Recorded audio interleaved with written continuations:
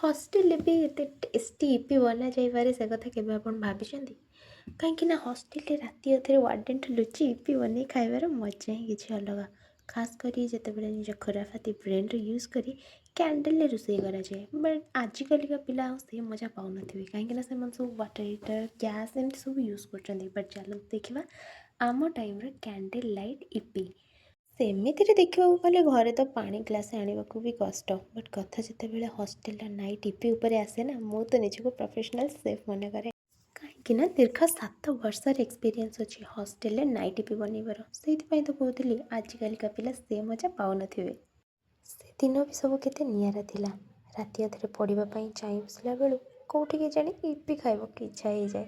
ଜଣଙ୍କର ଖାଇବାକୁ ଇଚ୍ଛା ହେଲେ ବି 4 ଜଣ ମିଶି ଲାଗି ପଡ଼ୁ ଇପି ବନେଇବାରେ।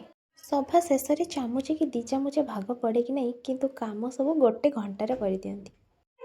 ଛାଡ଼ନ୍ତୁ ସେସବୁ ତ ପୁରୁଣା କଥା। ଆଶା କରୁଛି କଥା ଶୁଣୁ ଶୁଣୁ ଆପଣ ଇପି ବନେଇବା ଶିଖି ଯାଇଥିବେ। ଆଉ ହଁ, ସଭା ଶେଷରେ ସେଥିରେ ଟିକେ ମିକ୍ସଚର୍ ଆଡ଼୍ କରିବାକୁ ଭୁଲିବେନି। ଏତେ ସବୁ କଥା ଭିତରେ ଆମର ବି ଇପି ରେଡ଼ି ହେଇଗଲାଣି। ତାକୁ ଭଲ ଭାବରେ ଗୋଟେ ପ୍ଲେଟ୍ରେ ସର୍ଭ କରି ସେଥିରେ ମିକ୍ସଚର୍ ଆଡ଼୍ କରି ରେଡ଼ି ହେଇଗଲା ଆମର ହଷ୍ଟେଲ ତିଆରି କ୍ୟାଣ୍ଡେଲ୍ ଇପି। ଆଶା କରୁଛି ଆପଣଙ୍କୁ ବି ହଷ୍ଟେଲ ତିଆରି କ୍ୟାଣ୍ଡେଲ୍ ଇପି ପସନ୍ଦ ଆସିଥିବ। କେବେ ସମୟ ହେଲେ ନିଶ୍ଚୟ ଟ୍ରାଏ କରିବେ।